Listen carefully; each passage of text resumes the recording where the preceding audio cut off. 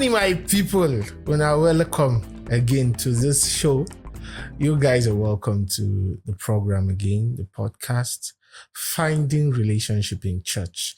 And I'm still your host and my co-host, Pastor Phil. So we are going to be hitting it like straight ahead, piercing, cutting edge. So there's a topic we are going to be talking about, we're going to be discussing, which is handling expectations from families, be it in-laws and the rest, both in your courtship stage and also in marriage. So I know Pastor Fee has something to say to you on that note. Yeah, of course. Yeah. I always have something to say. Of course. Yeah, of course. This is a very, very sensitive issue that both intending couples and also couples need to take very, very carefully. Yeah. Yes, because I must say that you are getting married to someone's daughter or someone's son. Now, there are certain level of expectations that they already have from you as their in-law, okay? In terms of respect levels, in terms of care, in terms of relationship, the relationship between this new family about to be formed or the new family just formed and the old family, because yes, now there are now two new families, because a man will leave his father and his mother and cling to his wife, and they become one. So that's a new family formed. Yes. So there are a lot of things that your in-laws might be expecting from you. Don't give a deaf ear to it. You need to actually look at how they relate with you. Look at how the kind of things that they expect. In fact, one of the fastest way to get a clue to it is asking your spouse or intending spouse some kind of questions. Wow. You understand? Questions like, what kind of son-in-law is your parents expecting to have? One that is very submissive, because oh my father, if you get married to a family that wants you to become a son-in-law and become their own son, and you are not able to make a decision in your own home, you are in trouble, sir. Yes. So that is a kind of expectation, and you must be asking questions. Okay. For instance, the kind of family members that will be saying, this is 1 month and you people have not come to greet us. Why haven't you? Like, it is their right. Pastor, you understand? In this kind of situation, I just believe that anybody getting married, it's actually wise for you to know the kind of family you're entering into. Yes. So as to have a better preparation to know how to respond to situations like this. Because for some people, they know that they are introverts or they don't talk that much. Yes. And they are entering into a family who always want them around to talk and discuss. Man, you need to know what you are going into. Yeah. You need to set the record straight. This is how I am. I'm ready to bend to what you are requesting of me, but I will not totally bend. I will not totally bend because I still have my personality to preserve. Yes. I'm not going to just change completely because there are some people who still love me the way I am. So you need to know how to bring a balance. I'm not saying you should totally discard their what they are asking you of. I'm not saying you shouldn't visit. I'm not saying, but there needs to be a balance. You don't have to overdo it. Yes. That, for me, that's what I believe. You don't have to overdo it. Man, you need to keep your steez. You know what I mean? Keep your steez. Stay cool.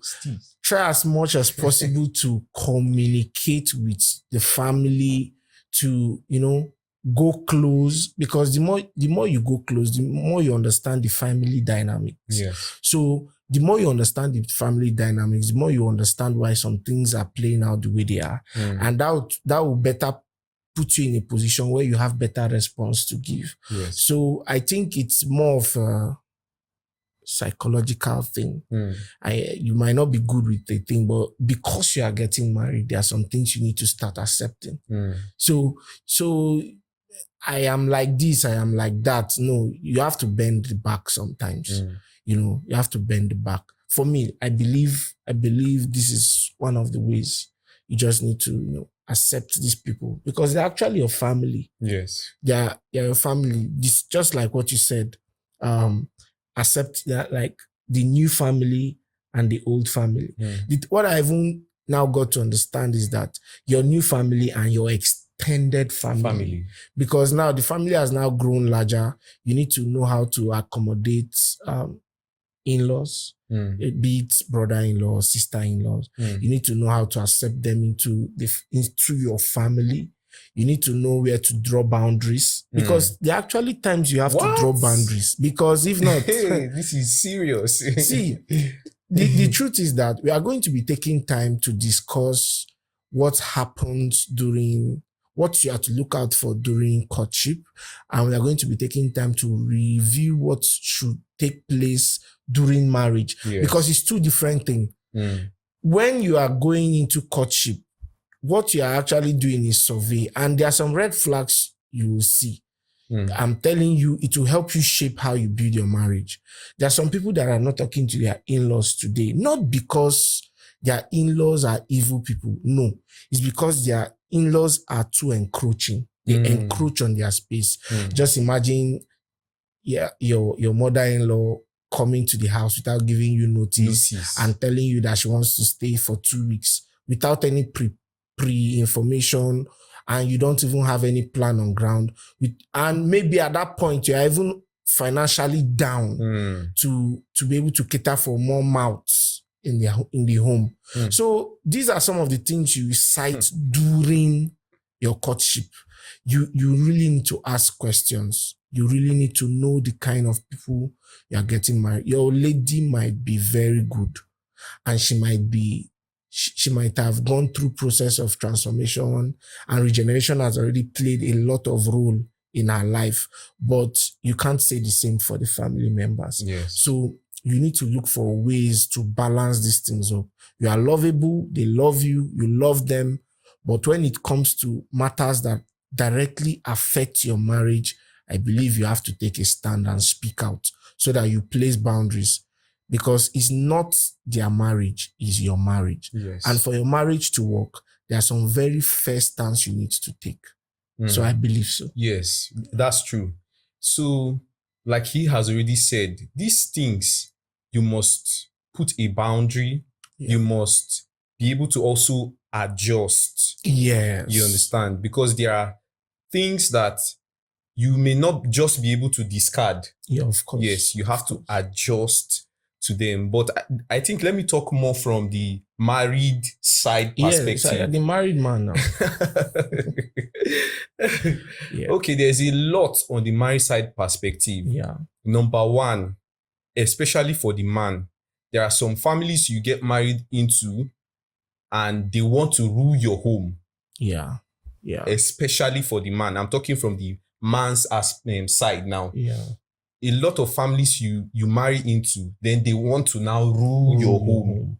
Any decision to be made, they want to have a say in it. Yes. So that is a red flag. It is telling you that you need to take a stand. And how best, now, please take note of what I'm saying. How best should you take the right stand in this kind of situation? It is your wife that is responsible. Yeah.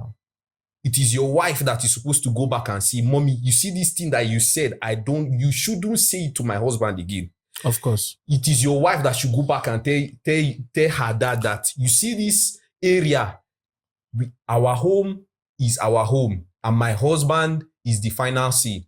If he has decided that we're taking this decision in this way, then that is what I am going to accept. Yes. And your say in that doesn't count. It doesn't count. It is your wife's responsibility to help you keep that level of sanity. Of course. Yes. And also to the men. Also to the men, please, you shouldn't take this out of context. You're supposed to understand that when your mother is trying to encroach on the peace of your wife, you really need to stand for your wife. Yes. Defend that woman. Oh. Yes. Defend that woman. You know, your mom might mean good. She might have good intentions, but those good does not apply to your home because your family is not her family. The dynamics are different. Yes. So what occurs, she got married to your dad. You are different from your dad and your wife is different from her. So some of the strategies that she will want to help you with, or some of the things she want to bring into the home to suggest, might not work for you. Yes. And you shouldn't allow your family force those things on your wife. You need to defend her. See, it even boils down to, even when your wife gives birth, for them to suggest some kind of diabolic things. See, you are a Christian. Take your stand. Tell them that your wife is your wife.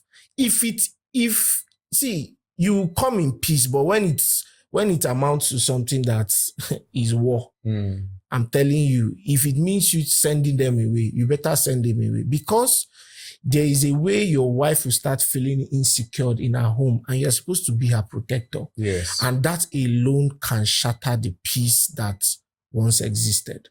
So I believe it's wise for a man to guard his wife and make sure that his wife has a say in his home more than anybody. Yes. Even his father. Yes. Yes. Yes. Like, there is this scenario, I think then when we were having counseling sessions, one of our counselors told us this story about their own home, that they sat down and they had an agreement that her own mother and his own mother cannot come into their home and enter the kitchen except she gives the consent. Wow, this one now is strong. I don't know what to say about this. She gives the consent. So this has to be agreed.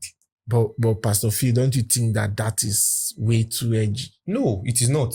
It is not. It is their agreement. It is their home. Wow. Okay. And anybody coming from outside has to abide by the rules of the house. My God. Yes. Are you guys seeing that there are standards to this? Like there's another one that she said that time. She told us about a time when they visited their in-laws. That is her husband's parents now. Yeah. Now, the first day she woke up, when she woke up, she took broom and started sweeping and swept the entire house, swept even the frontage. Guess what her husband did?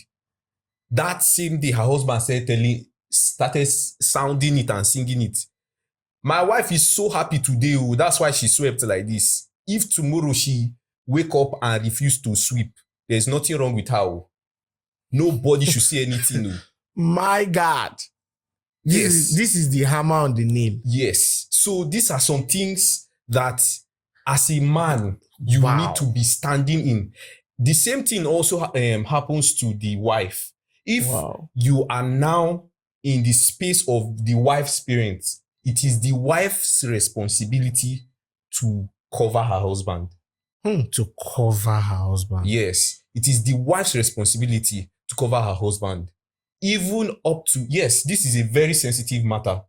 How to show appreciation to your parents. Yes. So, like, I've had a lot of people say a lot about this particular issue.